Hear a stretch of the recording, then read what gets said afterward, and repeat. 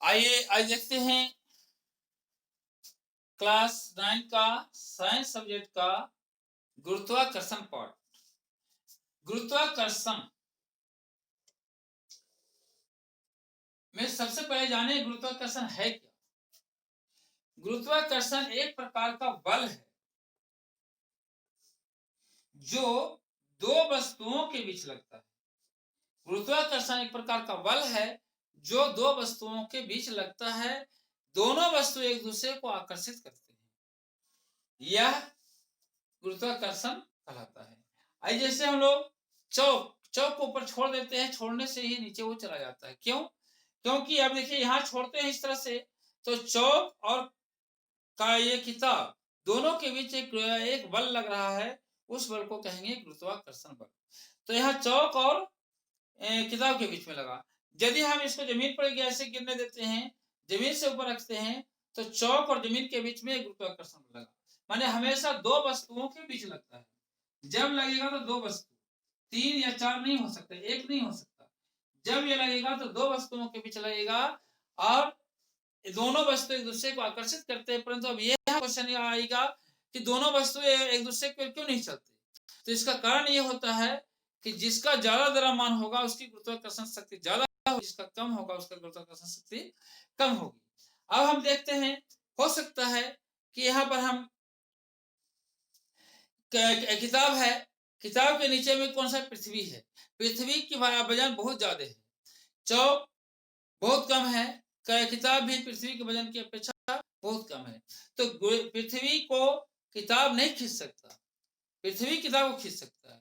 चौक को पृथ्वी खींच सकती है, लेकिन चौक पृथ्वी को नहीं खींच सकता। जिसका जितना ज्यादा द्रव्यमान होता है उसका उतना अधिक गुरुत्वाकर्षण बल होता है।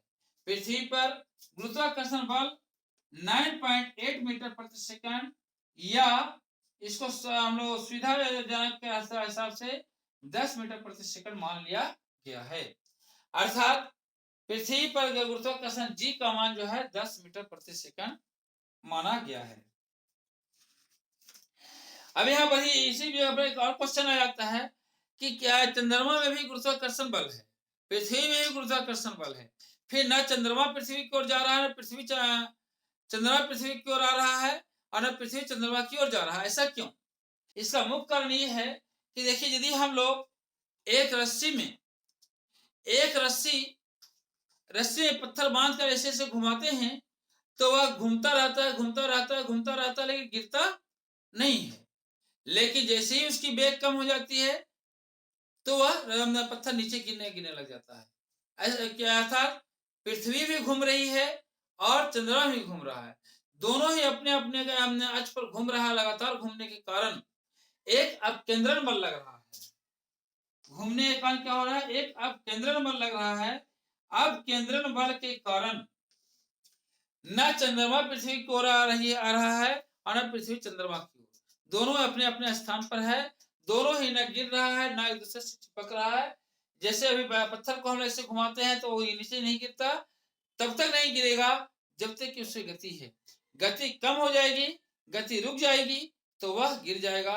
अर्थात जिस दिन पृथ्वी और चंद्रमा की गति रुक जाएगी, पृथ्वी और चंद्रमा का घूमना बंद हो जाएगा, उस दिन दोनों एक दूसरे से चिपक जाएगा। या तो पृथ्वी चंद्रमा की ओर चला जाए या चंद्रमा पृथ्वी की ओर आ जाएगा।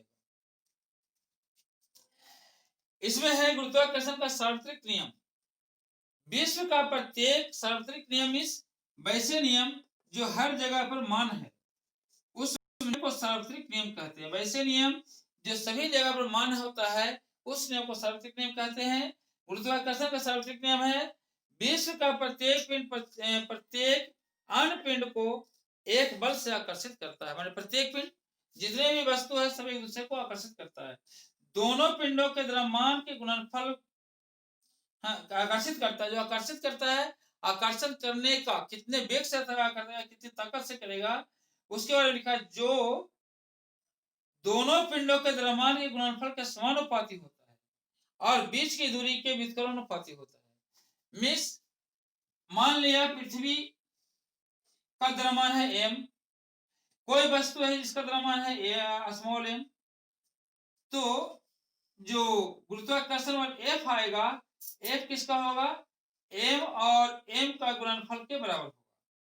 और बीच की दूरी की व्युत्क्रमानुपाती अर्थात F जो होगा व्युत्क्रमानुपाती किसका होगा, 1/d²।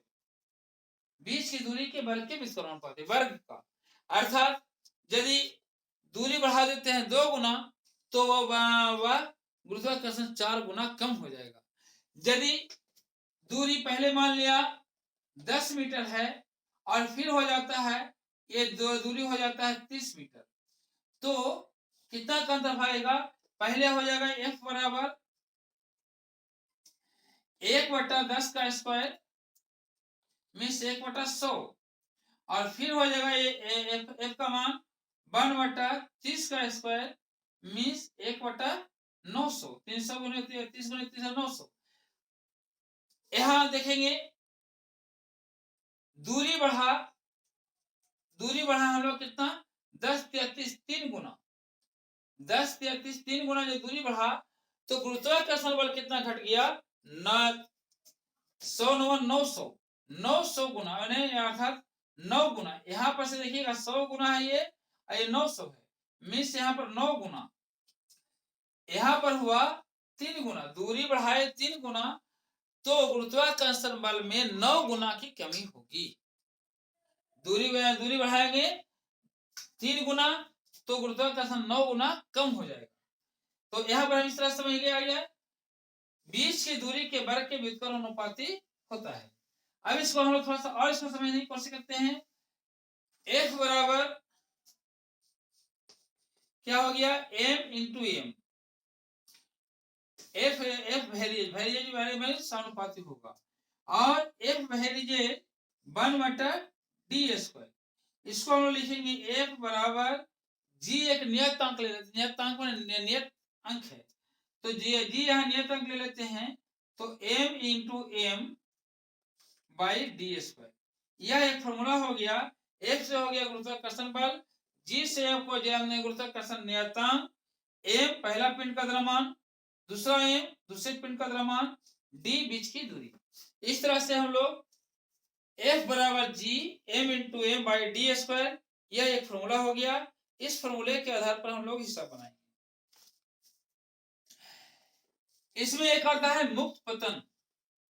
मुक्त पतन क्या है, यदि कोई वस्तु बिना किसी बल लगाए हुए, बिना किसी बल का स्वतंत्र रूप से पृथ्वी की ओर गिरता है या पृथ्वी की ओर आता है तो उसे कहते हैं मुक्त पतन।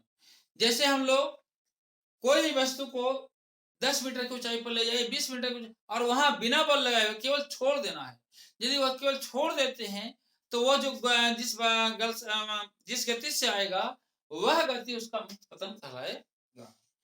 मुक्त पतन से गिरना। इसके बाद हम लोग और है इस पाठ से में द्रव्यमान है, भार है, प्रणोद है, दाब है, ये सब चीजों को आगे बढ़ बताएंगे।